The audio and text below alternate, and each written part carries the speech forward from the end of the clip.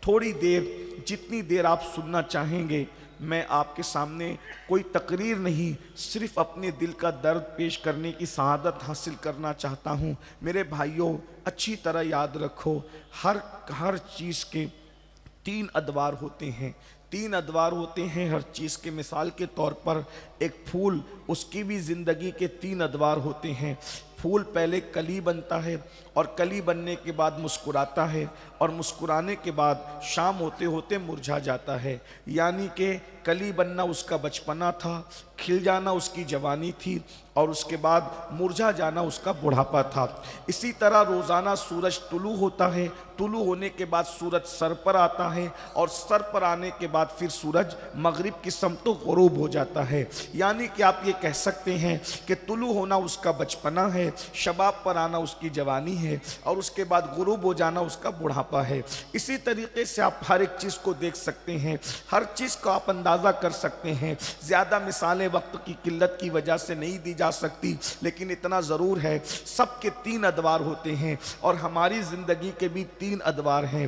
ہم پہلے بچے تھے، پھر جوان ہوتے ہیں، پھر اس کے بعد بوڑھے ہوتے ہیں۔ بچپنے میں انسان کے پاس اتنی طاقت نہیں ہوتی۔ کہنے والوں نے کہا ہے کہ بچپنے میں پوری طاقت انسان کی اس کے پیروں میں ہوتی ہے، اس لیے بچے دوڑ بھاگ زیادہ کرتے ہیں، لیکن جب انسان بوڑھا ہو جاتا ہے تو اس کی پوری طاقت اس کی زبان میں آ جاتی ہے، تو بوڑھے لوگ بولتے زیادہ ہیں، بچے دوڑتے زیادہ ہیں، بوڑھے بولتے زیادہ ہیں۔ لیکن جب انسان جوان ہوتا ہے تو سر کے بالوں سے لے کر پیر کے ناخن تک اس کے پورے جسم میں قوت ہوتی ہے، اس کے پورے جسم میں طاقت ہوتی ہے۔ اس لیے یاد رکھیے، جوانی کی بڑی اہمیت ہے، اس لیے کہ انسان جوانی میں جو چاہے کر سکتا ہے، انسان جوانی میں جو چاہے کارنامہ انجام دے سکتا ہے۔ اگر انسان چاہے تو زمین کا سینہ چیر کر کے جوانی کے اندر پانی بھی نکال سکتا ہے، اگر انسان چاہے تو پتھروں کو تراش کر کے اللہ اکبر ان کو خوبصورت شکل بھی دے سکتا ہے، پہاڑوں کو تراش کر کے جوانی میں انسان راستے بھی بنا سکتا ہے۔ جوانی بڑی قیمتی ہے، اور یاد رکھنا اسلام دین فطرت ہے، ہر مذہب کے اندر کسی بھی عمر کو اہمیت دی جاتی ہو یا نہ دی جاتی ہو، اسلام میں جوانی کی بہت اہمیت ہے۔ اللہ کے رسول صلی اللہ علیہ وآلہ وسلم نے ارشاد فرمایا اپنے صحابہ سے، آقا ارشاد فرماتے ہیں اے میرے صحابہ، جوانوں کی اہمیت کرو، جوانوں کی عزت کرو، جوانوں کی اہمیت جانو، جوانوں کی عزت کرو، جوانوں کی قدر کرو۔ کون کہہ رہا ہے؟ پوری دنیا جس کی عزت کرتی ہے، اللہ رب العزت جس کو عزتیں عطا کرتا ہے۔ زہ عزت و اطلاع محمد، میرے امام کہتے ہیں زہ عزت و اطلاع محمد کہ ہے عرش حق زیر پائے محمد۔ اللہ اکبر، جس کے قدموں کے نیچے اللہ کا عرش ہے وہ عزت والا رسول کہہ رہا ہے۔ مصطفیٰ جان رحمت فرما رہے ہیں اے میرے صحابہ، جوانوں کی عزت کرو، جوانوں کو اہمیت دو۔ وجہ آقا ارشاد فرماتے ہیں جب میں نے نبوت کا اعلان کیا تو مکے کے بڈھوں نے میری مخالفت کی، جس نے میرا ساتھ دیا تھا وہ مکے کے جوان تھے۔ اس لیے جوانوں کی عزت کی جائے، جوانوں کی قدر کی جائے۔ اللہ اکبر۔ حضرت سیدنا سعد ابن ابی وقاص رضی اللہ تعالیٰ عنہ ارشاد فرماتے ہیں احد کے میدان میں مصطفیٰ جان رحمت پر آنے والے تیروں کو جو میں اپنے سینے پہ لے رہا تھا، اس وقت میری عمر 16 سال سے زیادہ نہیں تھی۔ اللہ اکبر۔ سعد ابن ابی وقاص کہتے ہیں میرے چہرے پر ابھی داڑھی کے بال اگنا شروع بھی نہیں ہوئے تھے، تب میں نے مصطفیٰ جان رحمت کے پر آنے والے تیروں کو اپنے سینے پر لیا تھا۔ احد کی جنگ میں مصطفیٰ جان رحمت کے ساتھ میں نے شرکت کی تھی، اسی لیے آپ دیکھ لیں۔ اللہ اکبر۔ بدر کے جتنے فاتحین 313 سب کے سب جوان ہیں، احد کے جتنے فاتحین 700 سب کے سب جوان ہیں۔ اللہ اکبر۔ اسی طرح خندق جو کھود رہے ہیں وہ سب کے سب جوان ہیں، اور خیبر کا فاتح تو ایسا جوان ہے کہ جس کی جوانی کی گواہی مصطفیٰ جان رحمت نے دی ہے۔ لا فتح الا علی، لا سیف الا ذوالفقار۔ علی کی طرح کوئی جوان نہیں ہے اور ذوالفقار کی طرح کوئی تلوار نہیں ہے۔ اللہ اکبر۔ اندازہ فرمائے یہ جوانی ہے میرے عزیز، جوانی بڑی خوبصورت ہوتی ہے، جوانی بڑی حسین ہوتی ہے۔ جوانی میں نیند بھی اچھی آتی ہے، جوانی میں انسان کھانا بھی خوب کھاتا ہے، جوانی میں انسان انجوائے بھی کرتا ہے۔ اسی لیے شیطان انسان کو جوانی میں اغوا کرتا ہے، شیطان انسان کو جوانی میں بہکاتا ہے، اور شیطان یہ چاہتا ہے کہ جوانوں کو اپنی گرفت میں لے لے، جوانوں کو اپنا آلہ کار بنا لے، جوانوں کے افکار و نظریات کو اغوا کر لے، اس لیے کہ جوانی مجبوری بھی ہوتی ہے۔ انسان جوانی میں بہت جلدی کسی فکر سے متاثر ہو جاتا ہے، انسان اچھائی کی طرف بھی جوانی میں جلدی جاتا ہے اور برائی کی طرف بھی جلدی جاتا ہے۔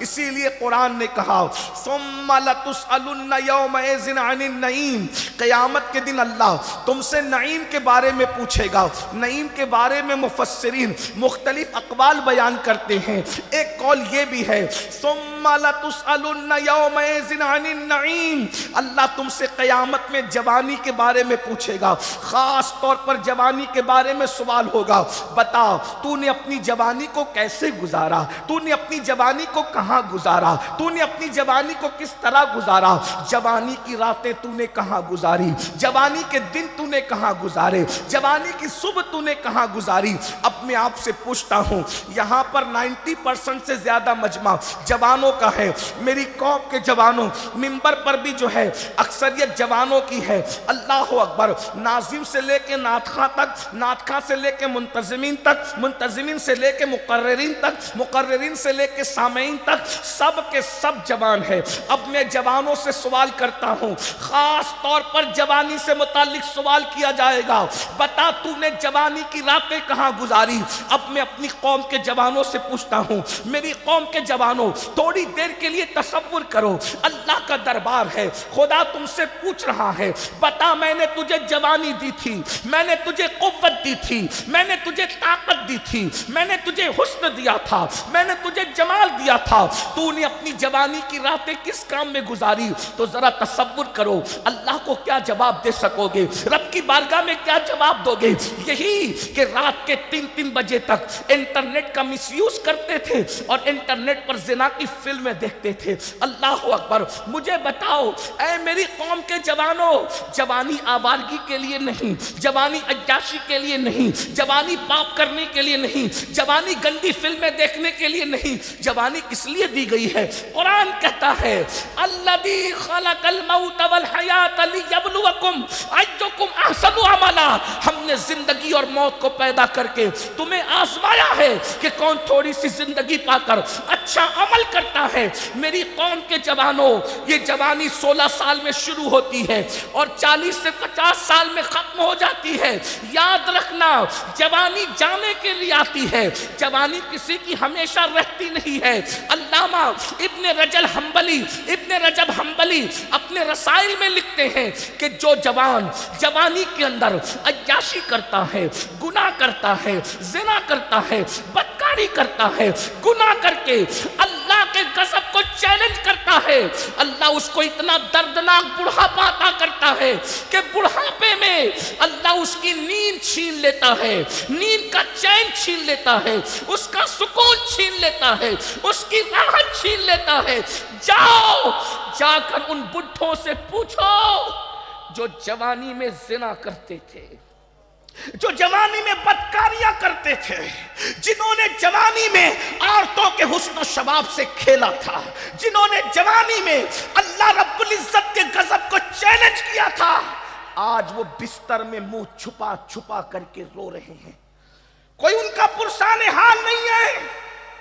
اس لیے کہ میرا اللہ فرماتا ہے ان بطش ربک لشدید، تیرے رب کی پکڑ بڑی سخت ہے۔ گناہ کرتے وقت انسان کو احساس نہیں ہوتا کہ میں کیا کر رہا ہوں، گناہ کرتے وقت انسان کو احساس نہیں ہوتا کہ میں کیا کر رہا ہوں، لیکن یہ جوانی ڈھل جائے گی۔ رات کی تاریکیوں میں رنگریلیاں کرنے والوں، جیسے ان بڈھوں کی جوانی چلی گئی، میری اور تمہاری بھی جوانی ختم ہو جائے گی۔ لیکن ابن رجب حنبلی لکھ رہے ہیں کیا؟ غوث پاک کو دیکھنے والوں کو دیکھا ہے ابن رجب حنبلی نے، وہ بزرگ ہے ابن رجب حنبلی اپنے رسائل میں، کہ اللہ جب کوئی جوانی میں گناہ کرتا ہے تو اس کو بڑا دردناک بڑھاپا دیتا ہے۔ بلکہ بڑھاپا اتنا کھوسٹ اور بدترین اور دردناک اللہ مسلط کرتا ہے، اس کو نیند نہیں آتی، اس لیے کہ نرم نرم گدوں سے انسان نرم نرم گدوں پہ انسان لیٹ کر سکون نہیں پاتا، کیونکہ دولت کے بل پر نرم گدے خریدے جا سکتے ہیں، دولت کے بل پر سکون کی نیند نہیں خریدی جا سکتی۔ ہر چیز دولت کے بل پہ نہیں خریدی جا سکتی۔ دولت اور جوانی پر گھمنڈ اور غرور کرنے والوں، میری قوم کے جوانوں، یہ کسی ٹوٹے ہوئے دل کی فریاد ہے، یہ کسی فقیر کی آہو بکا ہے۔ جوانی بہت قیمتی ہے، جوانی بہت اہم ہے، اس کو پاپ کی نظر مت کر دینا، شیطان اغوا کرتا ہے۔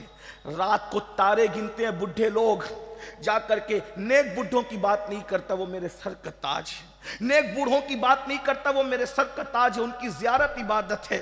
بلکہ جو نیک بوڑھے جنہوں نے جوانی میں گناہ نہیں کیا، جو نیک بوڑھے ہیں، میرا اللہ فرماتا ہے جبریل فرشتوں میں اعلان کر دو کہ یہ نیک جوان اب بوڑھا ہو گیا ہے، اس کی داڑھی سفید ہو گئی ہے، اگر بڑھاپے میں اس سے کچھ گناہ ہو جائے تو کہہ دو فرشتوں سے اس کا گناہ نہ لکھا کریں، کیونکہ جس نے جوانی میں گناہ نہیں کیا اب بڑھاپے میں گناہ ہو رہا ہے تو اس کا گناہ نہ لکھا جائے۔ اللہ جبریل سے کہتا ہے جبریل جاؤ فرشتوں میں اعلان کر دو کہ یہ جوانی میں نفل بھی پڑھتا تھا، جوانی میں سنتیں بھی پڑھتا تھا، لیکن بڑھاپے کی وجہ سے اب کمر درد ہے، اب گھٹنے میں درد ہے، اب پیر میں تکلیف ہے، کمزور ہو چکا ہے، نفل نہیں پڑھ پا رہا ہے، سنت نہیں پڑھ پا رہا ہے، لیکن پھر بھی چونکہ جوانی میں پڑھتا تھا اب بڑھاپے میں نہیں پڑھ پا رہا ہے، تو نہ پڑھنے کے باوجود بھی اس کے نام اعمال میں سنتوں کا ثواب بھی لکھا جائے، نوافل کا ثواب بھی لکھا جائے۔ اور اللہ فرماتا ہے مجھے سفید داڑھی والے بڈھوں کی دعا رد کرنے میں حیا آتی ہے، سفید داڑھی والے بڈھے جب دعا کرتے ہیں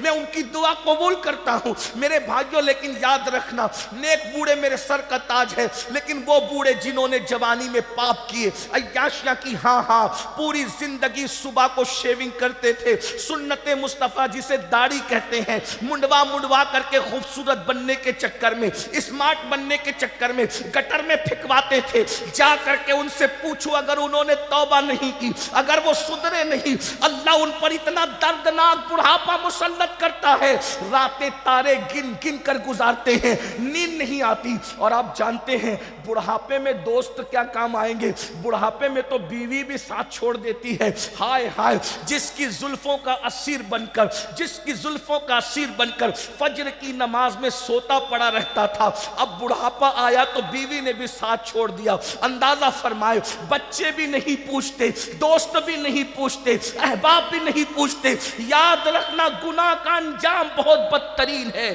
خدا کو بھول جانے کا انجام بڑا بدترین ہے۔ اور سن لو، جوانی میں پاپ کرنے والا بڑھاپے میں اتنا مجبور ہوتا ہے کہ روٹی کے ٹکڑوں کو تک محتاج کر دیا جاتا ہے، اور جب وہ بھیک مانگتا ہے تو لوگ اس کو بھیک بھی نہیں دیتے۔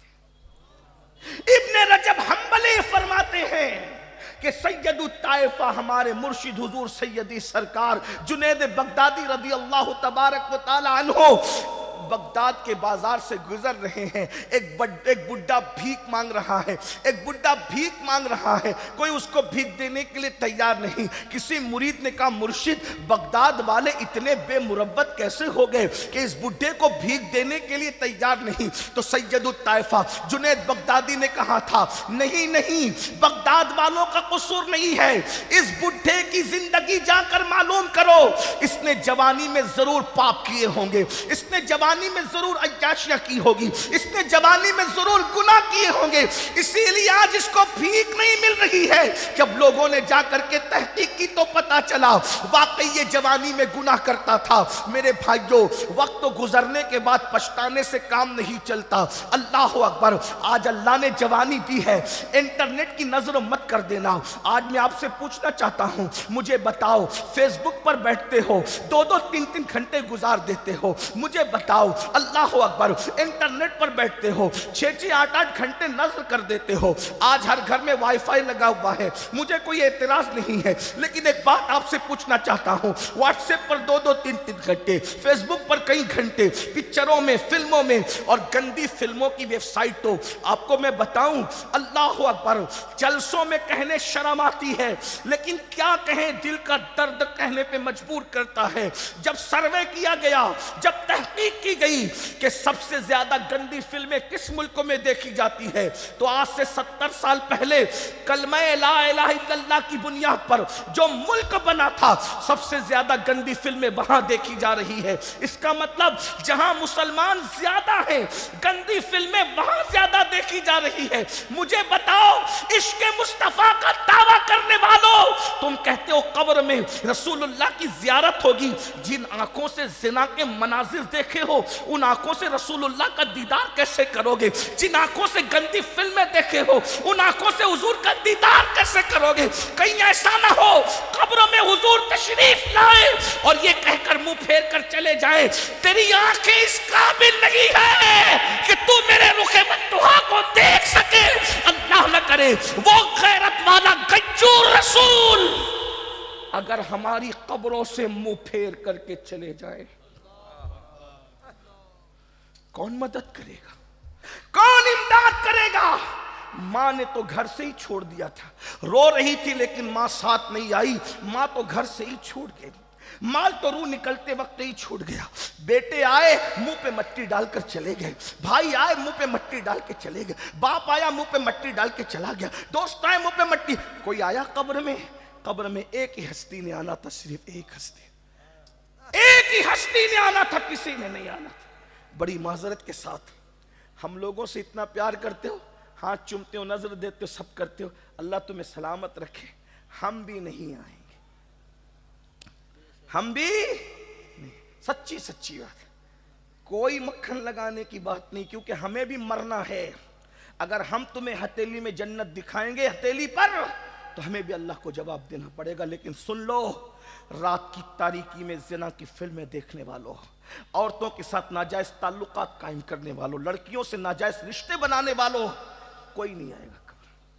سب سے بے وفا اگر کوئی ہے تو یہ دنیا ہے، دنیا، نہ مال، نہ اولاد، نہ بھائی، نہ بچے، کچھ نہیں۔ بھائی میں تو کہہ رہا ہوں قبر کے قریب آ کے مٹی ڈال کے جائیں گے، میں بہت بڑی بات کہہ رہا ہوں۔ لوگ تو جنازے میں بھی نہیں آتے، گہرے دوست جنازے میں نہیں آتے۔ ہم نے اس چھوٹی سی عمر میں بہت تجربات دیکھے، اللہ نے بہت دکھایا ہمیں۔ کووڈ کے موقع پہ ہم نے دیکھا کہ باپ کے جنازے میں بیٹے نہیں گئے۔ آپ کس دنیا پہ فریبتا ہو، باپ کے جنازے میں بیٹے نہیں گئے، بیٹے کے جنازے میں باپ نہیں گیا، پیر کے جنازے میں مریدین نہیں گئے جو پیر چومتے تھے، پیر، پیروں کے جنازے میں مرید۔ کون، کس دنیا سے دل لگایا ہے آپ نے؟ کس دنیا سے دل، اور کس رسول سے بھاگ رہے ہو؟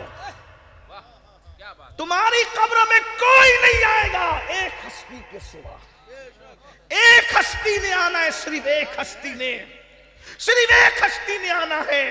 اور وہ ہستی جب تشریف لائے تو لوگ کہتے قبر میں اندھیرا ہوگا، ہم نے کہا جن کی قبر میں ہوگا ہوگا، جو رسول اللہ کا وفادار ہو اس کی قبر میں اندھیرا ہو ہی نہیں سکتا، اس لیے کہ جب وہ تشریف لائیں گے تو میرے امام کہتے ہیں قبر میں لہرائیں گے تا حشر چشمے نور کے جلوہ فرما ہوگی جب طلعت رسول اللہ۔ نعرہ تکبیر، نعرہ رسالت، مسلک اعلی حضرت، مسلک اعلی حضرت، علماء اہل سنت، نعرہ تکبیر، یادگار اولیاء کانفرنس۔ یہ آنکھوں کا دھوکہ ہے، دھوکہ۔ اگر تھوڑا سا ٹائم بچا لے تو نعرے اگر صرف 2 لگا دے تو اچھا، تکبیر و رسالت، تھوڑا ٹائم بچا۔ مجھے کسی نعرے سے اختلاف نہیں، اللہ جانتا ہے، سب نعرے اچھی بات ہے۔ کوئی جلسہ ایسا رکھے جس میں صرف نعرے لگائیے، اس میں صرف بات ہے۔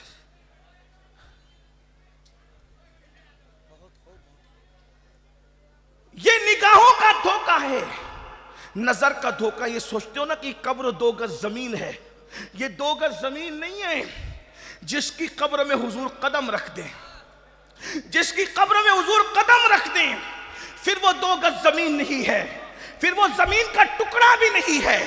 بلکہ حضور جس کی قبر میں قدم رکھ دیں پھر اس کی قبر جنت کے باغوں میں سے باغ بنا دی جاتی ہے، تا حد نگاہ کشادہ کر دی جاتی ہے، اس میں جنت کے درخت بھی لگا دیے جاتے ہیں، اس میں جنت کی نہریں بھی بہا دی جاتی ہے، اس میں جنت کے باغات بھی لگا دیے جاتے ہیں، اس میں جنت کا بستر بھی لگا دیا جاتا ہے۔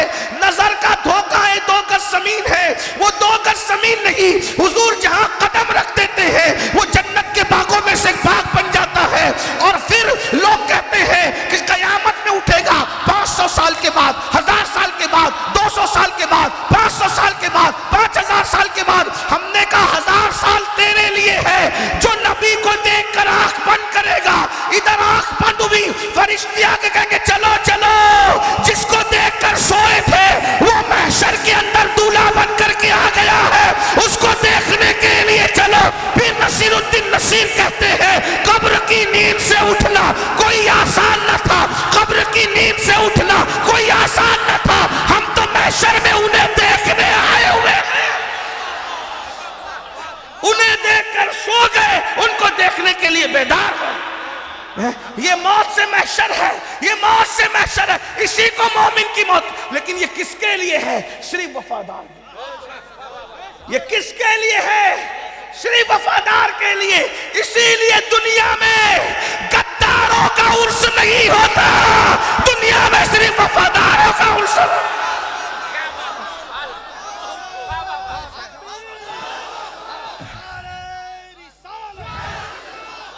دیکھ لیجئے جس نے غداری کی عرس اس کا نہیں ہوتا، عرس وفاداروں کا ہوتا ہے۔ ایک بات کہتا ہوں، آپ کہیں گے وفادار تو بہت ہے لیکن سب کا نہیں ہوتا۔ میں نے کہا کچھ ایسے ہیں جن کا عرس فرشتے بھی کرتے ہیں، انسان بھی کرتے ہیں، لیکن کچھ ایسے وفادار ہیں انسان بھول جاتے ہیں تو ان کا عرس فرشتے کرتے نظر آتے ہیں۔ ان کا عرس فرشتے، انسان کرے نہ کرے فرشتے کرتے ہیں۔ اور فرشتے کیسے کرتے ہیں؟ نم کنومت العروس، ایسے سو جا جیسے پہلی رات کی دلہن سوتی ہے۔ ملنگ شاہ بابا کے وصال کے دن یہ جو بھیڑ جمع ہے یہ کیوں ہے؟ حضور سے وفاداری کی تھی، اس لیے حضور کے وفادار ان کی بارگاہ میں آج بھی وفاداری کا خراج پیش کر۔ ورنہ عرس کو ختم کرنے کے لیے تو 100 سال تک کے تحریکیں چلی، تحریکیں دم توڑ گئی، لیکن عرس تو وہ دم توڑنے نہیں دیا گیا۔ کیوں؟ اس لیے کہ تحریک ملا چلا رہا تھا اور عرس کو اللہ نے باقی رکھا تھا۔ ملا کی اللہ کے آگے کبھی چل ہی نہیں سکتی، یاد رکھنا۔ کوئی نہیں چیز کی نہیں چل سکتی، کیونکہ اللہ فرماتا ہے، اللہ اکبر، اللہ فرماتا ہے ان الذین آمنوا وعملوا الصالحات سیجعل لهم الرحمن ودا، جو ایمان لانے کے بعد نیک عمل کرتے ہیں اللہ ان کی محبت لوگوں کے دل میں انڈیل دیتا ہے۔ جس کی محبت اللہ انڈیل دے کسی ملا میں طاقت نہیں کہ وہ کھرچ کر پھینک سکے۔ اسی لیے تو 900 سال ہو گئے، آج بھی یا غوث المدد کے نعرے لگ رہے ہیں، 800 سال سے زیادہ ہو گئے غریب نواز کے ڈنکے بج رہے ہیں، 1300 سال سے زیادہ ہو گئے کربلا کے ڈنکے بج رہے ہیں، 1400 سال سے زیادہ ہو گئے مولا علی کے ڈنکے بج رہے ہیں، 1400 سال سے زیادہ ہو گئے افضل البشر بعد الانبیاء صدیق اکبر کی عظمت کا نعرہ لگ رہا ہے اور قیامت تک لگتا رہے گا۔ لیکن ایک بات کہہ دوں مسلمانوں، قبر بہت خوبصورت ہے، صرف وفادار ہو جاؤ، صرف وفادار ہو۔ ایک بات کا سوال لے کر آؤں، صرف وفادار ہو جاؤ، لمبی نہیں کرنا چاہتا، صرف حضور کے وفادار ہو جاؤ۔ قبر بہت خوبصورت ہے، بتاؤں کتنی خوبصورت ہے؟ توجہ، کتنی خوبصورت ہے بتاؤں؟ دھیان دے دیجیے، بس اللہ کرے بات قرآن سے بات سمجھانے کی کوشش کروں۔ دیکھو، توجہ کرو، اللہ ایسا سلائے گا قبر میں کہ کوئی چین چاں کی کسی بائک کے ہارن کی آواز بھی تمہیں بے چین نہیں کرے گی۔ توجہ کرنا، بہت ذمہ داری سے بات کروں، ممبر پر میرے پیچھے پورے علماء بیٹھے ہوئے، سب علماء ہیں، غلطی کروں گا تو ان کو اصلاح کا حق ہے اور انہیں کرنا چاہیے، ہے نا؟ یہ وہ ممبر نہیں کہ سمجھ میں آئے تو بھی بولو سبحان اللہ، نہیں سمجھ میں آئے تو بھی بولو سبحان اللہ، نہیں، یہ وہ نہیں ہے، یہ بہت ذمہ دار ممبر ہے علماء اہل سنت کا۔ توجہ ہے، آپ اگر حضور سے وفاداری کر لی، حضور سے، اللہ اتنی سکون کی نیند سلائے گا، اور کیسے سلائے گا پتہ ہے؟ اللہ خود تھپکیاں دے گا جیسا کہ اس کی شان ہے۔ میں قرآن پیش کر رہا ہوں آپ کے ساتھ، اللہ خود تھپکیاں دے گا جیسا کہ اس کی شان ہے. آئیے سنیے قرآن سورۃ الکہف ہے. چند نوجوان اپنا ایمان بچانے کے لیے، دھیان دیجئے توجہ، چند نوجوان اپنا ایمان بچانے کے لیے ایک غار میں گئے اور سو گئے. ایک غار میں گئے اور سو گئے. کتنا سوئے؟ 309 سال تک کے سوئے. کتنا سوئے؟ 300. کتنا سوئے؟ 309 سال تک. 3 سال میں بدبو آنے لگتی ہے، چونٹیاں تیسرے دن کاٹنے لگتی ہے. لیکن قرآن بتا رہا ہے کہ کتنے سال سوئے وہ؟ 309 سال تک. 309 سال تک وہ سوئے. لیکن اللہ نے کیا کیا؟ قرآن اور تفسیر ابن عباس. ابھی میں نیچے کسی کا ذکر نہیں کر رہا ہوں کیونکہ ابن عباس کو سب مانتے ہیں. عرس کا انکار کرنے والے بھی ابن عباس کو مانتے ہیں، ہم بھی مانتے ہیں. ہم سے زیادہ کون مانے گا ان کو؟ ابن عباس وہ ہستی ہے جو صحابی بھی اور اہل بیت بھی ہے. کچھ خوش نصیب ایسے ہیں جو صحابہ بھی ہیں اور اہل بیت بھی ہیں، یعنی ان کے پاس دو نسبتیں حاصل ہیں. سبحان اللہ. یہ وہ ابن عباس ہیں، حضور کے صحابی بھی ہیں، حضور کے اہل بیت میں بھی ہیں. اللہ اکبر. اللہ کے وہ نیک بندے. اچھا قرآن نے کیا کہا؟ وہ بڈھے نہیں تھے. پھر آ گئی نا بات، دیکھیں آ گئی. وہ بڈھے نہیں تھے. کون تھے؟ جوان تھے. چند جوان. دیکھو جوانوں کی سونے کی بھی اہمیت. جوان تھے. کس لیے نکلے؟ حضرت عیسیٰ کی وفا میں ایمان بچانے کے لیے نکلے. وقت کا بادشاہ ایمان چھین رہا تھا اور یہ چند جوان نکلے اور غار میں سو گئے. 309 سال تک سوتے رہے. چونٹی نے بھی نہیں کاٹا، کیڑے بھی نہیں آئے. اور آپ کو بتاؤں اللہ کی شان، غار جو ہوتا ہے، غار جو ہوتا ہے پتھر کا بنا ہوتا ہے پہاڑ میں، اور غار کے اندر منہ کھلا ہوتا ہے. غار کے اندر منہ کھلا ہوتا ہے. تو جو غار تھا اس غار کا منہ کھلا ہوا تھا تبھی تو وہ اندر گئے. غار کا منہ کھلا ہے تبھی تو وہ اندر گئے. اب اندر گئے، اندر جا کر سو گئے. اللہ نے ان کو سلا دیا. لیکن قرآن کہتا ہے کہ اللہ نے ان کی نیند کی خاطر، دھیان دیں، اللہ نے ان کی نیند کی خاطر نکلتے وقت تو سورج، جب سورج نکلتا تھا تو بھی سورج کی کرنیں غار میں آنے نہیں دی، اور جب سورج ڈوبتا تھا تو بھی سورج کی کرنیں غار میں آنے نہیں دی. کیوں؟ اس لیے کہ سورج کی کرنیں اگر غار میں جائے گی تو میرے ان بندوں کی نیند خراب ہو جائے گی. تو اللہ نے ان کی نیند کا خیال کرتے ہوئے، بہت نازک موڑ پہ بات آئی ہے سلیگوڑی والوں، توجہ کرو، گرد و نواح سے آنے والوں. اگر یہ فلسفہ سمجھ میں آ گیا تو فلسفہ موت و حیات اور زندگی کا پورا انجوائے کا آپ کو مل جائے گا. اللہ اکبر. وہ چند جوان ایمان بچانے کے لیے غار میں سو گئے تو اللہ رب العزت نے یہ فیصلہ کیا اگر سورج کی کرنیں جائے گی تو ان کی نیند خراب ہو جائے گی. تو اللہ نے سورج کو حکم دیا، اللہ نے سورج کو حکم دیا، اللہ نے سورج کو حکم دیا، سورج اپنا رستہ بدل دے. نکلتے وقت بھی تیری کرنیں غار میں نہیں جانا چاہیے، ڈوبتے وقت بھی اجالا غار میں نہیں جانا چاہیے. ان کی نیند کی خاطر اللہ نے سورج کا رستہ بدل دیا. اور اللہ فرماتا ہے ہم اپنی شان کے مطابق ان کے کانوں کو سہلا کر ان کے کانوں پہ تھپکیاں دے کے ہم ان کو سلاتے رہے. غور کرنا، غار میں اللہ اکبر. عیسیٰ علیہ السلام کی امت کے چند جوان ایمان بچاتے ہیں، عیسیٰ علیہ السلام سے وفا کرتے ہیں تو اللہ ان کی نیند کا اتنا خیال کرتا ہے کہ خود ہی تھپکیاں دیتا ہے اپنی شان کے مطابق، سورج کا رستہ بدل دیتا ہے تاکہ ان کی نیند میں خلل نہ آئے. اب مجھے بتاؤ جو عیسیٰ علیہ السلام کی وفا میں غار میں سو جائے تو اس کو اس شان سے سلایا جاتا ہے. جو جان عیسیٰ محمد الرسول اللہ کی وفا میں اگر مزار میں سو جائے تو اس کو کتنے سکون سے سلایا.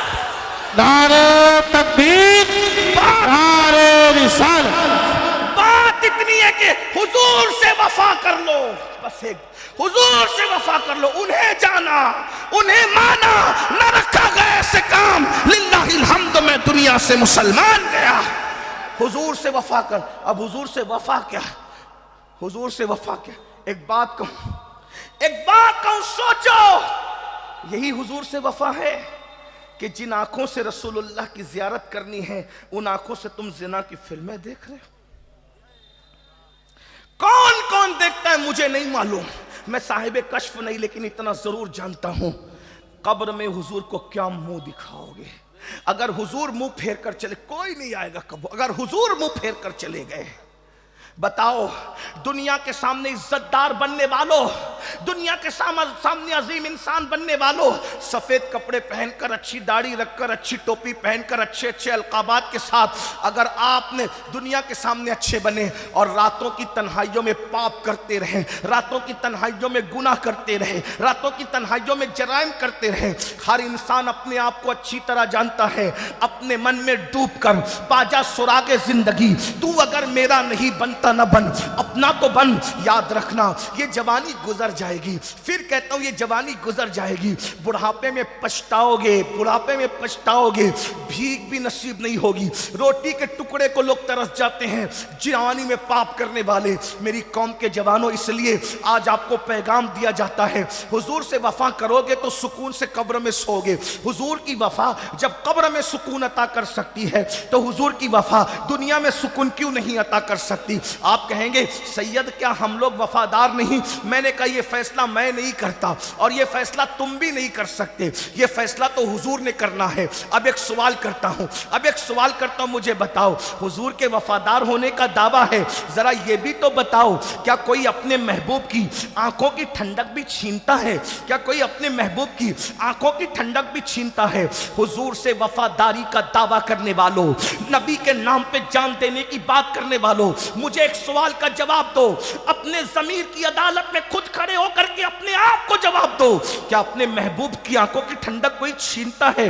نہیں. اب مجھے بتاؤ آقا نے کیا فرمایا؟ اللہ کے رسول فرماتے ہیں جعلت قرۃ عینی فی الصلاۃ، نماز میں میری آنکھوں کی ٹھنڈک ہے. اب بتاؤ جو قوم اپنے نبی کی آنکھوں کو ٹھنڈک نہ پہنچا سکے کیا وہ رسول اللہ کے وفادار ہونے کا اعلان کر سکتی ہے؟ مجھے بتاؤ. اللہ اکبر، اللہ اکبر. ذرا غور کریں، یہ رونا میں روز روتا ہوں. ایک بات آپ سے، حضور سے وفا ہے، حضور سے پیار ہے، حضور سے عشق ہے. دیکھو ابھی حضرت نورانی میاں صاحب قبلہ تشریف لانے والے، مخدوم صاحب کے شہزادے، میرے مخدوم کے شہزادے، اگر ان کا رومال کسی کو مل گیا، مخدوم زادے نے رومال دے دیا، میں یقین کرتا ہوں آپ اس رومال کو استعمال نہیں کرو گے، عزت سے چوم کے رکھو گے، تجوری میں رکھو گے. اگر وہ کسی کے پیر ہے تو مرید کہے گا کیا کہے گا کہ میں نے اس کو اپنی قبر میں لے کر کے جانا ہے، کیونکہ یہ میرے مرشد کا تحفہ ہے، یہ میرے مرشد کا تحفہ.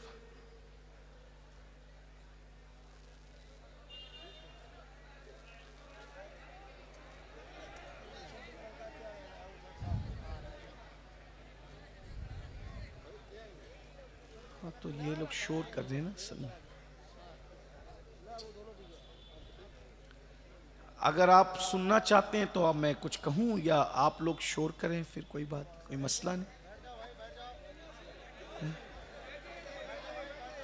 اب میری گزارش ہے اگر کوئی مہمان بھی ہو تو ان کو وہیں روکیں آپ، اور جب حضور نورانی میاں سرکار تشریف لائیں گے تو ان کے ساتھ ان کو عزت سے لے کر آئیے گا، کیونکہ میں سمجھتا ہوں کہ اب ذکر رسول سے بڑا کوئی نہیں ہے. اب جو مہمان ہیں ان کو عزت کے ساتھ وہیں کرسی بٹھا کے روکیے. جو بھی بڑی ہستیاں ہیں وہ میرے سر آنکھوں پہ، ان کی جوتیاں سر آنکھوں پہ، میں قرآن حدیث پڑھ رہا ہوں. جب تک نورانی میں حضرت تشریف نہیں لاتے ان کو ادھر مت لائیے، حضرت کے ساتھ لائیے گا. پھر حضرت آ جائے پھر یہاں انٹری بند، کوئی نہیں آئے گا. پھر سمجھ میں آئی بات؟ درود شریف پڑھیں آپ. رب صلی وسلم دائما ابدا علی حبیبک خیر الخلق کلہ. اصل میں میں ناراض ہو کے نہیں کہہ رہا ہوں، میں ناراض نہیں ہوتا آپ سے، اور ناراض ہونا بھی مجھے نہیں چاہیے، میں ناراض بھی نہیں ہوں. لیکن چونکہ میں تقریر یاد کر کے نہیں آتا ہوں، مجھے روحانی، عرفانی، حقانی کوئی تقریر میں نے کبھی کتاب ہاتھ میں نہیں لی. یہ میرے پاس اتنا دماغ نہیں کہ میں اتنا یاد کروں، میں یاد کر کے نہیں آتا ہوں. آپ جس طرح ماحول بناتے ہیں اس طرح یہ جملے نکلتے ہیں. تو جب کوئی بھی ڈسٹرب کرتا ہے تو پھر ڈسٹرب ہونے کے بعد مضامین ذہن سے نکل جاتے ہیں، یہ بات ہے. اور پھر تقریر کے لیے یاد کرنا پڑتا ہے، یہ تو دل کا درد ہے. میں کوئی تقریر کرنے بھی نہیں آیا، میں کوئی مقرر بھی نہیں ہوں، اور نہ میں تقریر کرنا کوئی علامہ فہامہ بھی نہیں ہوں کہ میں کوئی آپ کے سامنے فکری بات کرنے. میں صرف ایک جلا ہوا دل جو ہے نا جب چیختا چلاتا ہے، بس وہ یہی آؤ بکا ہے. بس یہ دکھڑا آپ کے سامنے رکھ رہے ہیں, اللہ کرے آپ کے دل میں اتر جائے. ایک بار درود شریف پڑھنے, اب کوئی آواز نہیں کرے گا, سب لوگ خاموشی کے ساتھ سنیں, بہت اچھا سننے ہیں. سلیگوڑی والوں تمہارا سننا بھی ہمیں یاد رہے گا, اتنی دیر سے لوگ کھڑے ہیں, کھڑے ہو کے گھنٹوں سے سننے, محفل میں گھنٹوں سے کھڑے ہیں آپ لوگ, میں سمجھتا ہوں کئی گھنٹے ہو گئے, مجھے آئے ہوئے 1 گھنٹے سے زیادہ ہو گیا ممبر پہ. آپ لوگ کھڑے رہ کے سنیں, میری دعا ہے. اور یہ لوگ جو بیٹھے ہیں یہ بھی بہت تنگ جگہ میں بیٹھے ہیں, ان کو جو ہے نا پلتی بدلنے کے لیے بھی ان کو جگہ نہیں ہے. میری فقیر کی دعا ہے کہ قیامت کے دن جو 50,000 سال کا دن ہے, اللہ اس دن تمہیں کھڑے رہنے سے محفوظ کر لے. حضور کی محبت میں کھڑے, حضور کی محبت میں بیٹھے ہو صلی اللہ علیہ وسلم. تھوڑی دیر سن لو, ایک بار سب درود شریف پڑھیں. اگر سننا چاہتے ہیں ہزاروں درود اس وقت آقا کی بارگاہ میں پیش ہو جائیں گے, سب بلند آواز سے درود شریف پڑھیں. اللہم صلی علی سیدنا و مولانا محمد معدن الجود والکرم وآلہ وصحبہ صلاۃ و سلام علیک یا جد الحسن والحسین. سوال ہو رہا تھا کیا ہم حضور کے وفادار ہیں, کیا ہم حضور کے عاشق ہیں؟ بالکل آپ کا جواب درست ہے. میں کوئی انکار نہیں کرتا, مجھے انکار کرنے کا حق بھی نہیں, بلکہ میں تو یہ کہتا ہوں آپ مجھ سے بہتر عاشق رسول ہو. اگر عاشقان رسول کی فہرست بنے گی, آپ کا نام اوپر رہے گا اور سب سے نیچے آخری میں میرا نام. اور وہ بھی یہ تمنا کرتا ہوں کہ اگر آخر میں بھی میرا نام آ جائے تو بھی میں کامیاب رہوں گا. میں اتنا گرا پڑا آدمی ہوں, میری کوئی اوقات اور حیثیت نہیں ہے.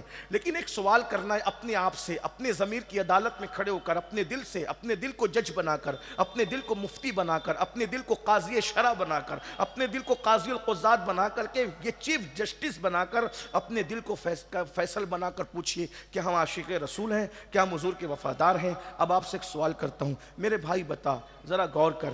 اب تیرے پیر نے تجھے ٹوپی دی, رومال دیا, میں نے دے دیا, امیر القادری نے دے دیا, علامہ صاحب نے دیا, مولانا نے دیا, نقیب صاحب نے, ذیشان برکاتی صاحب نے دیا, شبیر بھائی نے دے دیا, کسی نے دیا, تاج الشریعہ نے دیا, مفتی اعظم نے دیا, شیخ الاسلام نے دیا, غازی ملت نے دیا, جس کو ہی بزرگ مانتے حضور سیدی سرکار امین ملت نے دیا, جس کو ہی بزرگ مانتے ہو, بالکل انہوں نے کچھ دیا. آپ نے پیر کا تحفہ ہے سر پہ رکھا, آنکھ پہ رکھا, قبر میں لے جاؤں گا, قبر میں لے جاؤں گا, قبر میں لے جاؤں گا, قبر میں لے جاؤں گا. میں نے کہا تجھے سلام ہے میرے بھائی, بہت سلام ہے, بہت سلام ہے, بہت پیر کے تحفے کی کیا قدر کرتا ہے تو. اور پیر کا تحفہ, پیر نے اپنا تحفہ اپنے بیٹے کے ہاتھ سے دیا, پیر نے اپنا تحفہ اپنے خلیفہ کے ہاتھ سے دیا, تو بھی آپ کہتے ہیں یار تحفہ بھی بے مثال, لانے والا بھی بے مثال. اور آپ نے اس کو رکھا, کبھی آپ اس کو بیت الخلاء میں پہن کر نہیں گئے, کبھی آپ نے اس کو پیٹھ کے پیچھے پھینکا نہیں, کبھی آپ نے اس کو پیر سے رگڑا نہیں. تمہیں سلام ہے بھائیو, لیکن آپ سے پوچھتا ہوں, ایک تحفہ آپ کے پیر نے دیا ہے جس کو آپ سر پہ رکھ رہے ہیں, عطر لگا رہے ہیں, قبر میں لے جانے کا پلان ہے.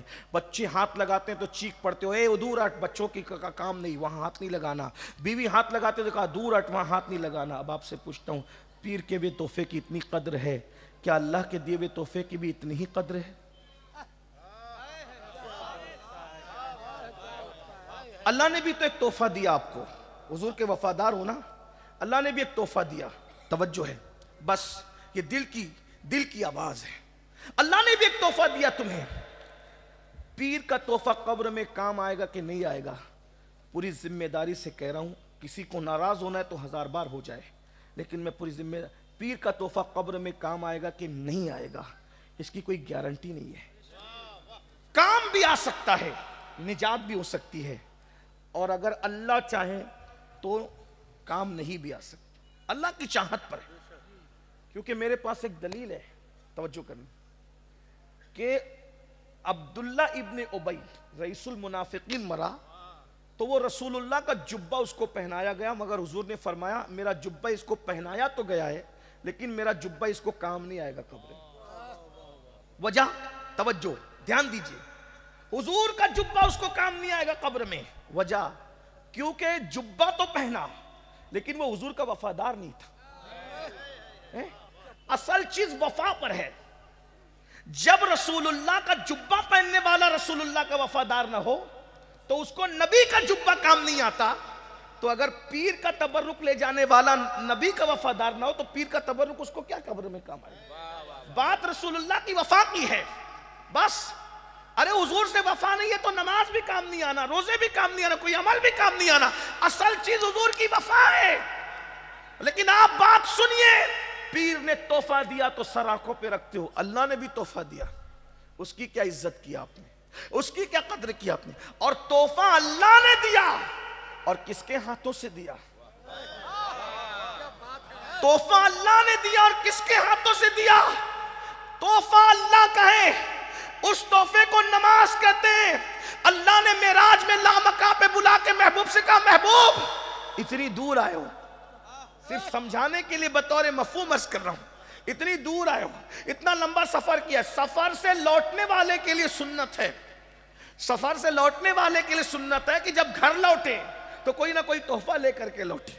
آقا نے یہاں تک فرمایا جب سفر سے واپس جایا کرو تو اپنے بچوں کے لیے کچھ نہ کچھ تحفہ لے کے جایا کرو، اور یہ بھی فرمایا جب تحفہ لے کے جایا کرو تو پہلے بیٹوں کو مت دیا کرو، تحفہ پہلے بیٹیوں کو دیا کرو، پہلے تحفہ بیٹیوں کو دو، بیٹوں کو مت دو۔ 3 بیٹیاں اور 1 بیٹا ہے، اکلوتے بیٹے کو پہلے مت دینا، پہلے بیٹیوں کو دینا۔ آقا فرماتے بیٹی کا دل بڑا نازک ہوتا ہے، جس نے بیٹے کو تحفہ دیا بیٹی کا دل دکھ جائے گا، جس نے بیٹی کا دل دکھایا اس نے مجھ محمد کا دل دکھا دیا۔ غور فرمائیں، جس مذہب میں بیٹی کی اتنی عزت ہے کہ بیٹے سے پہلے تحفہ بیٹیوں کو دو، اور پھر بیٹیاں بیٹیاں ہوتی ہے۔ مائیں اور بہنیں اگر سن رہی ہے تو ان سے کہنا چاہتا ہوں اے میری بہنوں، دنیا نے تو تمہیں چتا پر زندہ جلایا تھا، شوہر کی چتا پر، دنیا نے تو تمہیں زندہ دفن کیا تھا پیدا ہونے کے بعد، دنیا نے تو تمہیں شیطنت کہا تھا، دنیا نے تو تمہیں نحوست کہا تھا، دنیا تو تمہیں جیو زنا کا آلہ قرار دیا تھا۔ اگر تمہاری عزت کو کسی نے بحال کیا ہے تو وہ صرف اور صرف آمنہ کا لال ہے۔ میرے آقا نے فرمایا بیٹی کو برا مت جانو، کیونکہ میں محمد بیٹیوں کا باپ بن کر کے آیا ہوں، بیٹی کی پرورش کرنے والا باپ، اور میں محمد جنت میں اتنے قریب ہوں گے جیسے یہ 2 انگلیاں قریب ہیں۔ جب لوگ اپنی بیٹیوں کو اپنے ہاتھوں سے زندہ دفن کر رہے تھے، توجہ، جب لوگ اپنے ہاتھوں سے اپنی بیٹیوں کو زندہ دفن کر رہے تھے، اس وقت ایک ہستی تھی جو اپنی بیٹی کی آمد پر اٹھ کر کے کھڑی ہو رہی تھی اور کہہ رہے تھے فدا کی امی و ابی یا فاطمہ، فاطمہ تجھ پر میرے ماں باپ قربان ہو جائے۔ غور تو فرمائے، توجہ تو فرمائے، تو عرض یہ کر رہا تھا، اللہ نے فرمایا محبوب اتنی دور آئے ہو، تحفہ لے کر جاؤ، میرے بندوں کے لیے تحفہ میری طرف سے لے جاؤ، اپنے ہاتھ سے دینا۔ وہ تحفہ کیا تھا؟ نماز، نماز، نماز کا تحفہ تھا۔ اب بتاؤ پیر کے تحفے کی اتنی عزت ہے، اللہ کے تحفے کی کیا عزت ہے؟ پیٹ کے پیچھے پھینک دیا نا اللہ کے تحفے کو، پیٹ کے پیچھے پھینک دیا، ڈال دیا پیٹ کے پیچھے۔ دوستوں کے لیے ٹائم ہے، بیوی کے لیے ٹائم ہے، بچوں کے لیے ٹائم ہے۔ اللہ کا وہ تحفہ جو رسول اللہ کے ہاتھوں دیا گیا، کم سے کم ان ہاتھوں کا، حضور کے وفادار ہونا، حضور کے ہاتھ۔ آگے کی گفتگو سننا چاہتے ہیں تو ایک بار سب مل کے بلند آواز سے درود شریف پڑھ لیں۔ اللہم صلی علی سیدنا مولانا محمد بارک وسلم، صلو علیہ الصلوۃ والسلام علیک یا رسول اللہ صلی اللہ تعالی علیہ وسلم۔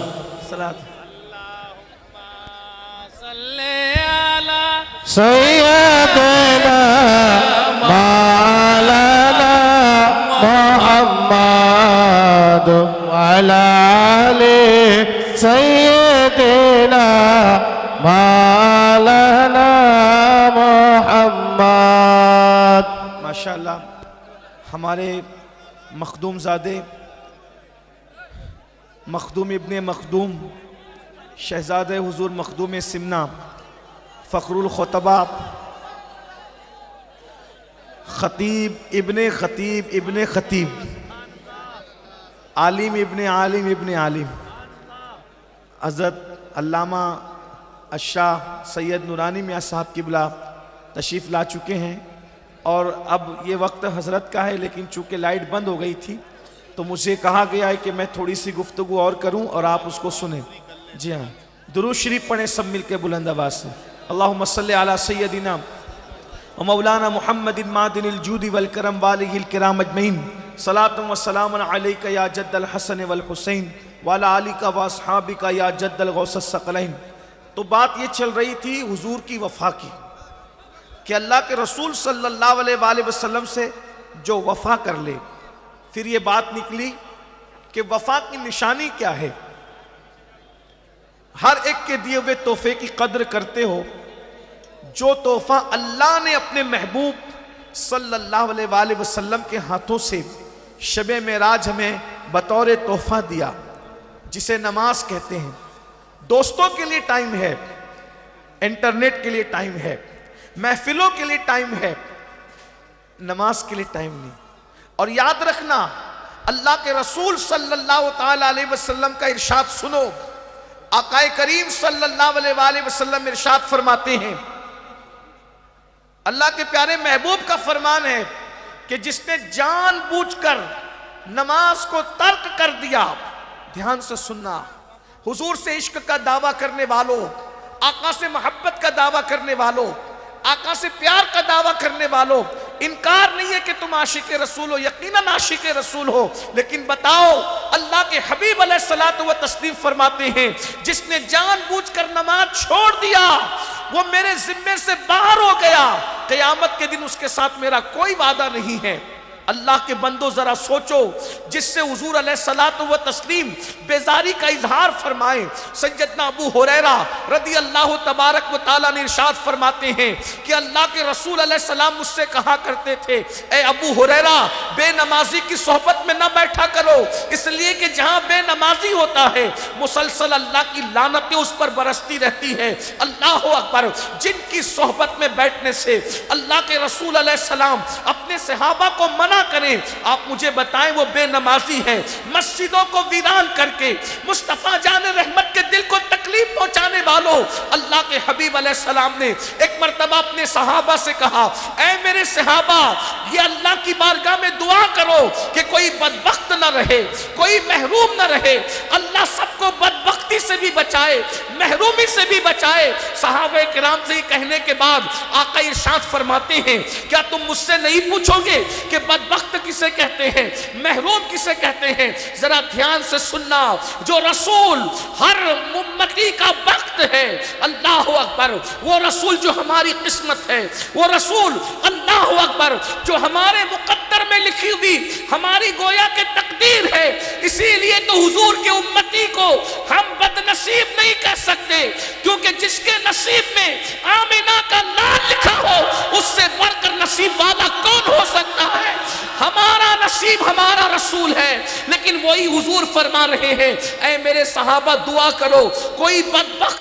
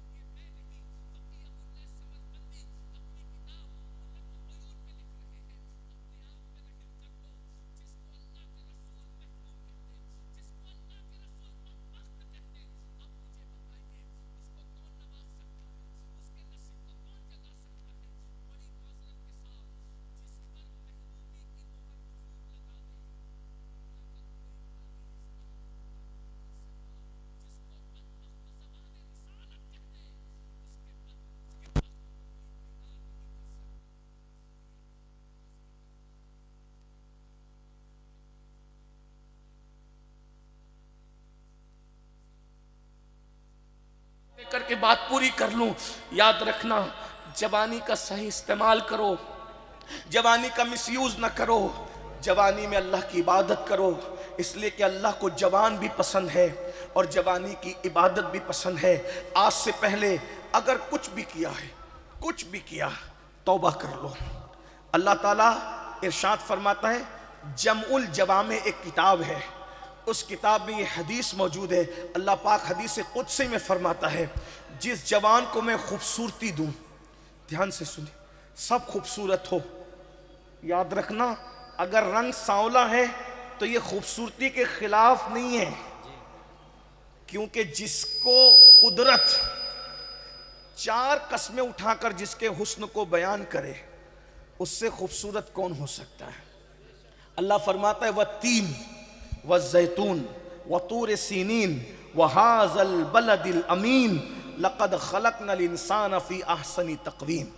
اللہ فرماتا ہے تین کی قسم، زیتون کی قسم، طور سینا کی قسم اور بلد امین یعنی مکے کی قسم۔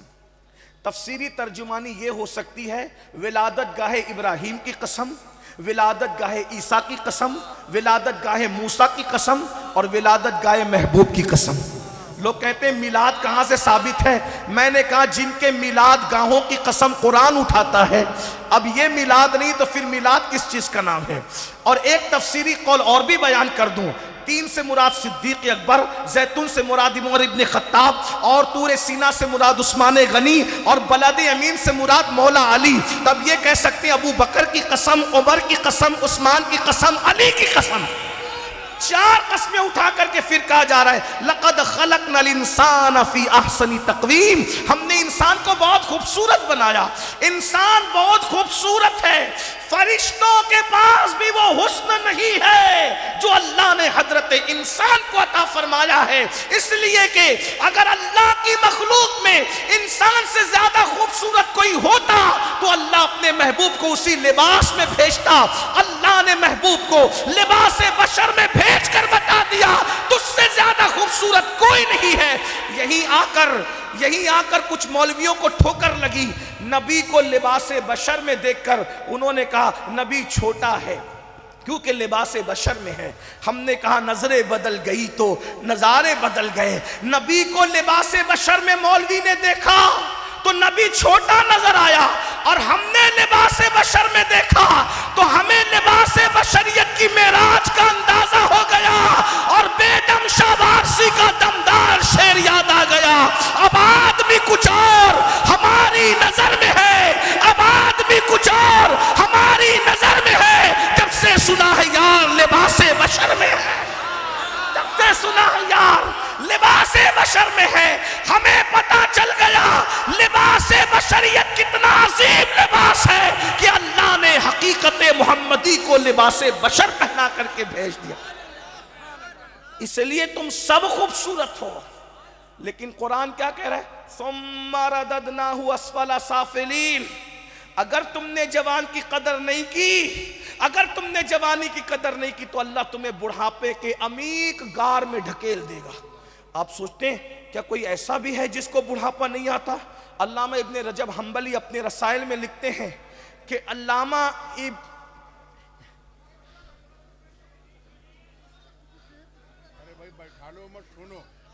ابن طیب طبری رحمت اللہ تعالی علیہ 100 سال کی عمر میں بھی جوان دکھتے تھے، 100 سال کی عمر میں بھی جوان دکھتے تھے۔ یاد رکھنا یہ جو سٹیائی وقت کھوسٹ کمزور بڑھاپا آتا ہے نا، بڑھاپا وہ گناہوں کی وجہ سے آتا ہے، ورنہ اگر انسان گناہ نہ کرے بال سفید ہو جاتے ہیں، لیکن بڑھاپا نہیں آتا جس کو کمزوری کہتے ہیں۔ میں نے کہا نا آپ کو کہ کہنے والے نے یہ جو بات کہی کہ محمد کے غلاموں کو بڑھاپا آ نہیں سکتا، غلاموں کو بڑھاپا، داڑھی سفید ہونا یہ حسن ایمان کی نشانی ہے، بڑھاپا کمزوری کا نام ہے، کمزوری کا۔ اللہ اکبر، اسی لیے اللہ نے اپنے محبوب کو بھی بڑھاپے سے محفوظ رکھا۔ 63 سال کی عمر میں بھی اللہ کے رسول علیہ السلام 35 سال کے جوانوں کی طرح نظر آتے تھے، اسی لیے جو بھی حضور کو دیکھتا پکار اٹھتا یا شباب، اے جوان۔ اسی لیے یاد رکھنا، اللہ اکبر۔ اور پھر بات مولا علی کی آتی ہے تو اللہ نے علی کو ایسی جوانی عطا فرمائی ہے، اللہ نے علی کو ایسی جوانی عطا فرمائی ہے کہ مولا علی کو کبھی بڑھاپا آیا ہی نہیں۔ بلکہ ایک بات میں آپ سے کہہ دوں، قاتل دشمن تھا لیکن قاتل نے علی کو بازار میں نہیں مارا، قاتل نے علی کو دکان پہ نہیں مارا، قاتل نے علی کو بستر پہ سوتے ہوئے نہیں مارا، اس لیے کہ علی کی نیند میں بھی روب تھا، روب۔ قاتل جان گیا علی کو مارنا ہے تو سوتے میں بھی نہیں مارا جا سکتا، اگر علی کو مارنا ہے تو حالت نماز میں حملہ کرو تبھی علی کو مارا جا سکتا ہے۔ اسی لیے مولا علی کے لیے اس عمر میں جب داڑھی سفید ہو گئی تھی۔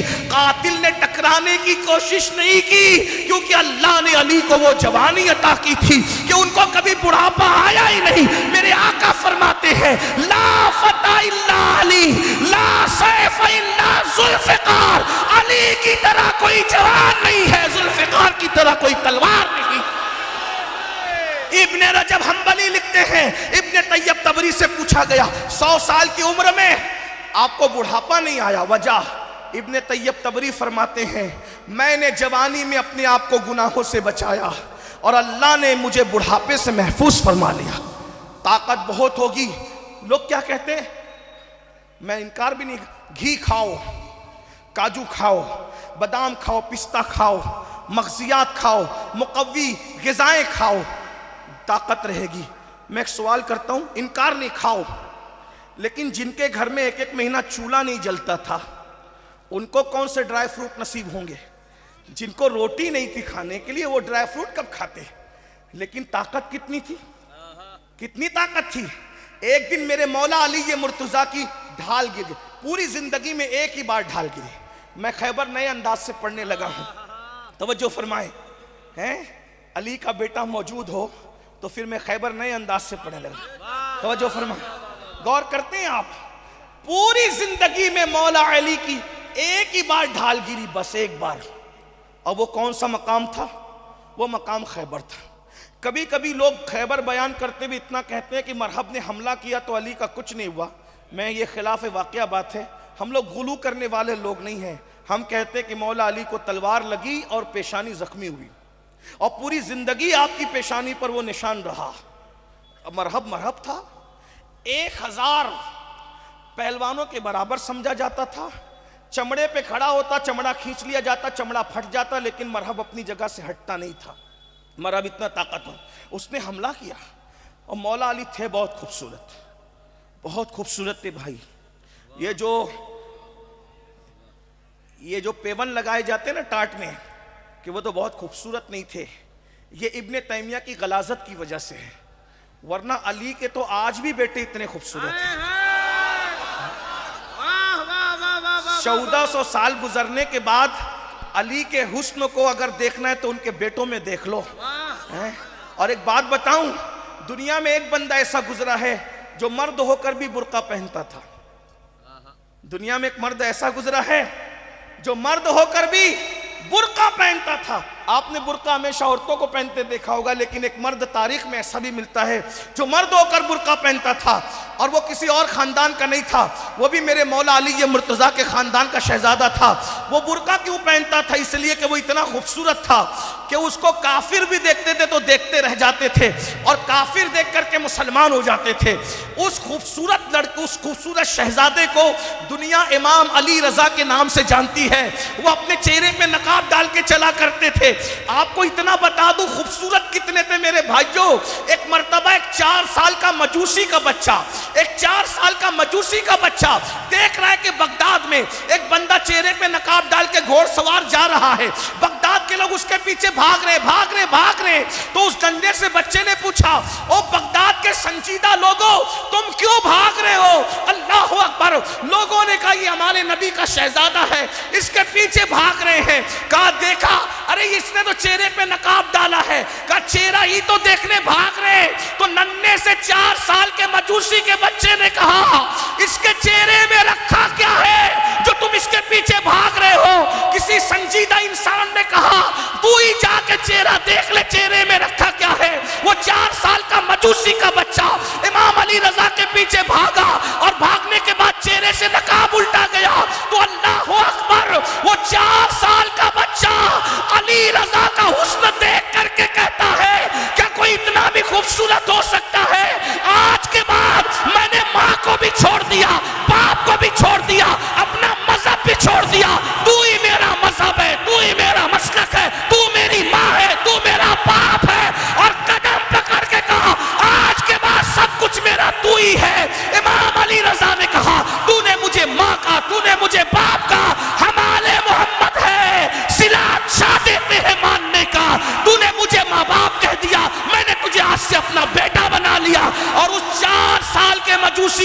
کو اتنا پڑھایا لکھایا کہ اسی ہستی کو دنیا نے امام معروف کرخی کے نام سے یاد کیا۔ ذرا غور کریں، علی رضا کے حسن کا یہ عالم، علی رضا کے حسن کا یہ عالم ہے تو علی مرتضیٰ کے حسن کا عالم کیا ہے؟ علی مرتضیٰ کے حسن کا عالم کیا ہوگا؟ بہت خوبصورت تھے، قد میانہ تھا، اور اللہ اکبر جب آئے مرحب کے سامنے تو مرحب نے حملہ کیا، جو ہے وہ پیشانی پہ وار، امامہ کاٹ کر، خود کاٹ کر پیشانی پہ وار لگا، اور اس نے ڈھال کو ایسا مارا، علی مرتضیٰ کے ہاتھ سے ڈھال گری، چھوٹ گئی۔ ڈھال گری چھوٹی تو مولا علی کو غصہ آ گیا، میری ڈھال تو نے گرائی، اس کی سزا بڑی بری ہوگی۔ کیا کیا؟ ڈھال تو چاہیے تھا، اور علی وہ علی تھے جو کبھی پلٹ کر گئے نہیں، اسی لیے ان کا نام کرار ہے، وہ فرار نہیں ہے۔ اگر ڈھال لینے بھی جاتے تو کوئی ناسبی کہہ دیتا کہ ایک بار تو پلٹ کر گئے تھے نا۔ علی میں مرتضیٰ کو یہ بھی گوارا نہ ہوا کہ میں پلٹ کر جاؤں، پیٹ دکھا کے دشمن کو جانا یہ شان علی نہیں، اسی لیے سرکار نے فرمایا کل جھنڈا اس کو دوں گا جو فرار نہیں ہوگا بلکہ کرار ہوگا، کرار۔ جوانوں میں تم کو شجاعت علی اس لیے سنا رہا ہوں کہ اگر اپنے جوانوں کو بزدلی سے نکال کے بہادر بنانا ہے تو علی کی شجاعت سنانی ہوگی۔ جب یہ قوم شجاعت علی کو جان لے گی تو بزدلی سے باہر نکل جائے گی۔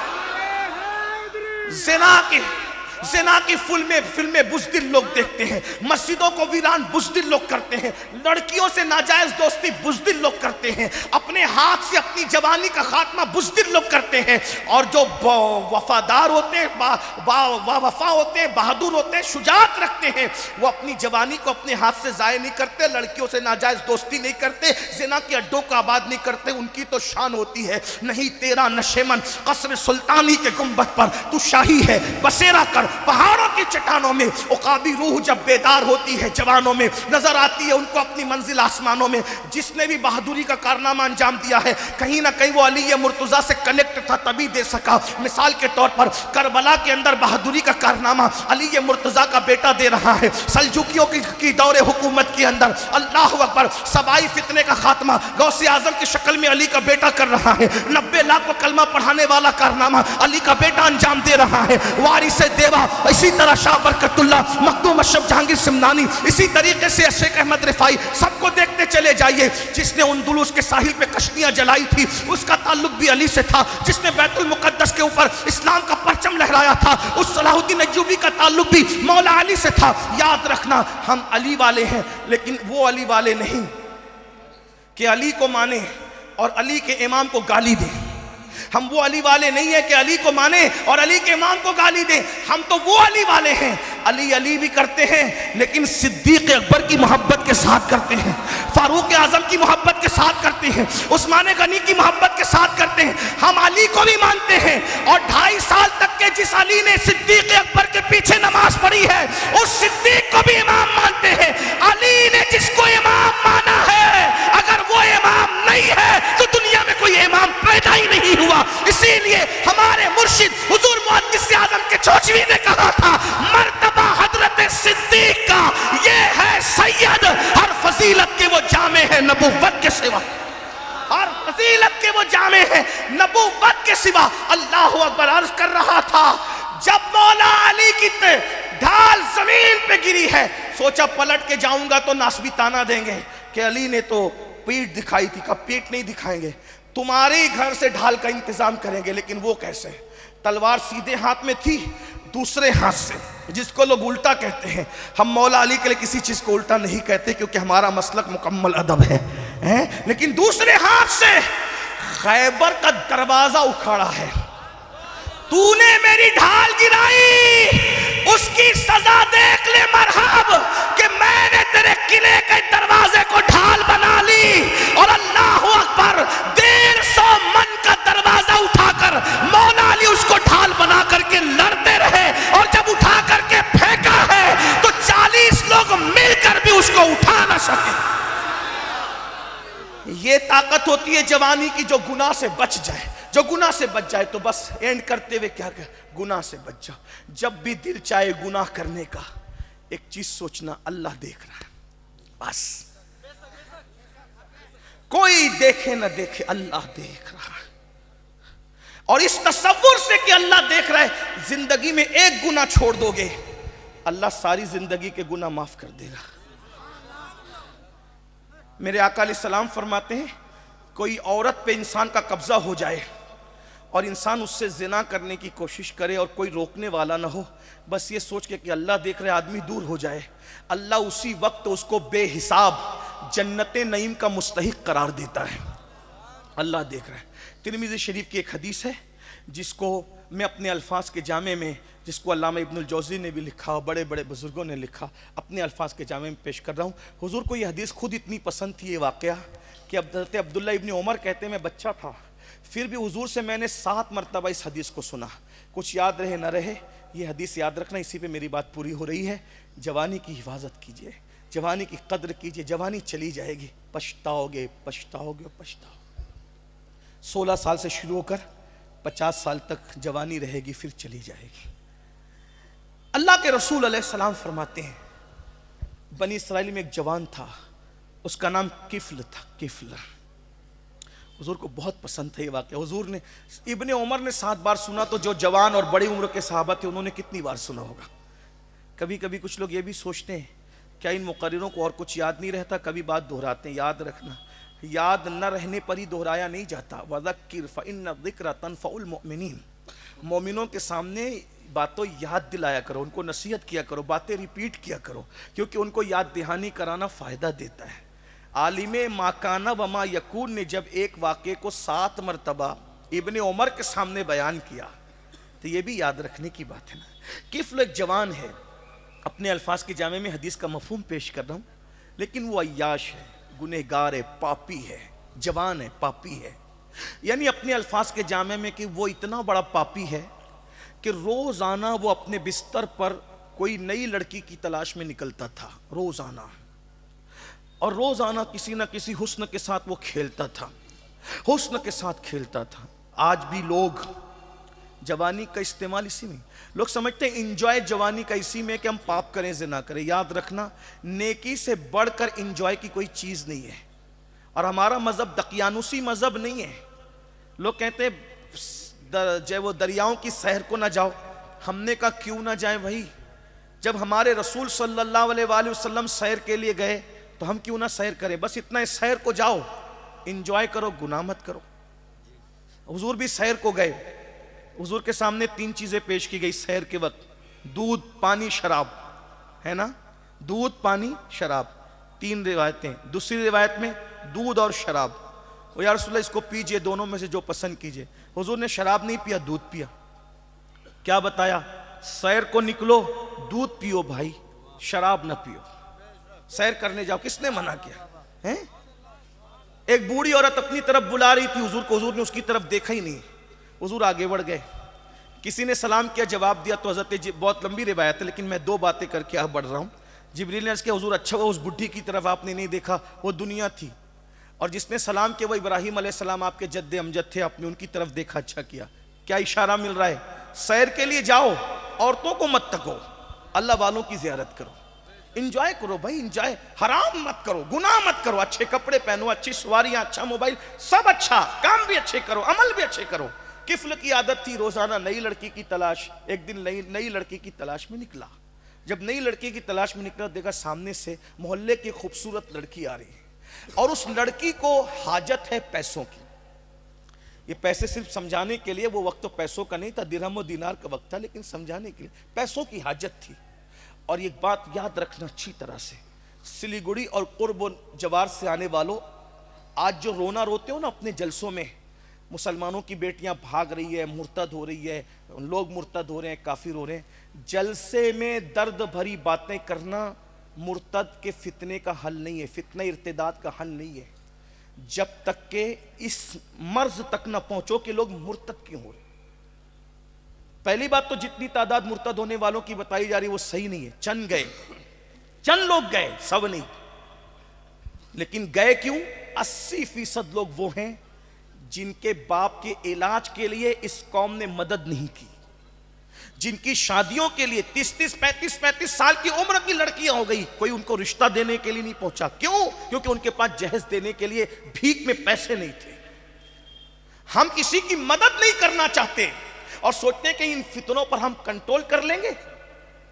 اگر فتنے سے قوم کو بچانا ہے، فتنہ ارتداد سے، مدد کرنا سیکھو، امداد کرنا سیکھو. ہم جلسوں پر تو لاکھوں خرچ کر سکتے ہیں، غریبوں پر بھی خرچ کر سکتے ہیں. بڑی معذرت کے ساتھ، کیونکہ یہ درسگاہ اور خانقاہ یہاں چونکہ جمع ہے ایک ساتھ، اور میرے مخدوم کی خانقاہ یوں بھی درسگاہ اور خانقاہ کا ایک سنگم ہے. میرے مخدوم کے دور میں ان سے بڑا عالم نظر نہیں آتا. آپ کیا سمجھتے ہیں؟ اردو زبان کے بانیین میں جن کا شمار ہوتا ہے، ان میں سے ایک ہستی میرے مخدوم سرکار مخدوم اشرف جہانگیر سمنانی کی. اور ایک بات آپ کو یہ بھی بتا دوں، وہ جتنے قلم کے دھنی تھے اتنے تلوار کے بھی دھنی تھے. چنگیز خان کے لشکر سے کسی نے جنگ نہیں کی. جس نے جنگ کی ہے اس بادشاہ کو دنیا مخدوم اشرف جہانگیر سمنانی کہتی. آپ تاریخ اٹھا کر پڑھیں. اور عمر کتنی تھی؟ صرف 13 یا 14 سال کی عمر تھی. جب آپ نے مشورہ کیا چنگیزیوں کا لشکر آ رہا ہے، کیا کرنا چاہیے؟ وہ کہا کہ آپ نہ لڑے، کوئی نہیں لڑ رہا، آپ نہ لڑے. تو آپ نے مسکرا کے کہا میری چھوٹی عمر دیکھ کے مجھے روک رہے ہو؟ میری چھوٹی عمر دیکھ کے روک رہے کہ میں مقابلہ نہ کر سکوں گا؟ میری تو پھر بھی 14 سال کی عمر ہے. میرے دادا علی اصغر نے تو 6 مہینے کی عمر کے اندر وہ بہادری کے جوہر دکھائے تھے کہ آج تک لشکر یزید اٹھنے کا نام نہیں لیتا. یہ حال ہے میرے بھائی. غور کیجئے اپنے بزرگوں، صرف اپنے بزرگوں کو گھاگر چادر پہ مت گنو. ہم گھاگر چادر کے مخالف نہیں، لیکن اسی پہ مت گنو. میرے بھائیوں، آج ہمارا حال یہ ہے کہ ہم پیر کے مزار پر 1 لاکھ کی چادر چڑھا سکتے ہیں، لیکن ہم یتیم اور بیواؤں کے سروں پہ دوپٹے نہیں ڈال سکتے. ہم چادر چڑھانے کے لیے منع نہیں کر رہے ہیں، چڑھاؤ نا بھائی، بالکل چڑھاؤ. لیکن جن کے ہمارے بزرگوں کے مزارات چادروں کے محتاج نہیں ہیں، لیکن یتیم اور بیواہ عورتوں کے سر دوپٹوں کے ضرور محتاج. مدد کرنا نہیں چاہتے، امداد کرنا نہیں چاہتے، اور صرف درد بھری باتوں سے کچھ نہیں ہوتا. تو کفل نے دیکھا ایک لڑکی آ رہی ہے، خوبصورت بھی ہے، ضرورت مند ہے. پورے محلے سے اس نے قرضہ مانگا، کسی نے قرضہ دیا نہیں، بھیک بھی نہیں دی. کفل نے کہا ادھر آ، کتنے کی ضرورت ہے؟ اتنے کی. اس نے 60 درہم یا دینار اس کی جھولی میں ڈال دی. جتنے چاہیے تھے اس سے بہت زیادہ اس کی جھولی میں ڈال دیے. لڑکی نے تشکر کی نگاہ سے کفل کو دیکھا. مولا کائنات فرماتے ہیں انسان احسان کا بندہ ہوتا ہے، جو احسان کرے گا انسان اس کے ساتھ جائے گا. لڑکی نے تشکر کی نگاہ سے دیکھا. جب تشکر کی نگاہ سے دیکھا تو کفل نے کہا پورے محلے نے تیری مدد نہیں کی، میں تجھ سے کچھ نہیں چاہتا، صرف ایک چیز چاہتا ہوں، چند لمحے میرے گھر چل کے تھوڑی دیر بیٹھ جا بس. لڑکی ساتھ ہو گئی. لڑکی جیسے ہی ساتھ ہوئی، گیا کھڑکی دروازے سب بند کر دیا، اور بند کر کے اس لڑکی کے ساتھ بیٹھا، اور بیٹھ کر جیسے ہی کھسکنے لگا، وہ لڑکی کا پورا وجود کانپنے لگا. کفل نے کہا لڑکی کیوں کانپ رہی ہے؟ کوئی دیکھ تو نہیں رہا ہے نا؟ لڑکی نے کہا کوئی نہیں دیکھ رہا ہے، سارے کھڑکی دروازے بند ہو گئے ہیں، لیکن ایک دروازہ ایسا ہے جو بندے سے خدا کی طرف کھلتا ہے، خدا سے بندے کی طرف کھلتا ہے. اس دروازے کو دنیا کی کوئی طاقت کبھی بند نہیں کر سکتی. کوئی نہیں دیکھ رہا ہے، اللہ دیکھ رہا ہے. کفل میں جانتی ہوں اس سے پہلے تو نے زنا کئی مرتبہ کیا، لیکن میں نے کبھی زنا نہیں کیا. میں یہ سوچ رہی ہوں کہ اللہ دیکھ رہا ہے. اگر قیامت میں اللہ پوچھے گا کہ تو نے زنا کیوں کیا تھا، تو میں زبان میں وہ طاقت کہاں سے لاؤں گی کہ اللہ کو کہہ سکوں کہ میں نے زنا کیا تھا. وَتُكَلِّمُنَا أَيْدِيهِمْ وَتَشْهَدُ أَرْجُلُهُمْ بِمَا كَانُوا يَكْسِبُونَ. اس دن تو منہ پر بھی مہر لگا دی جائے گی، اعضاء انسان کے گواہی دیں گے.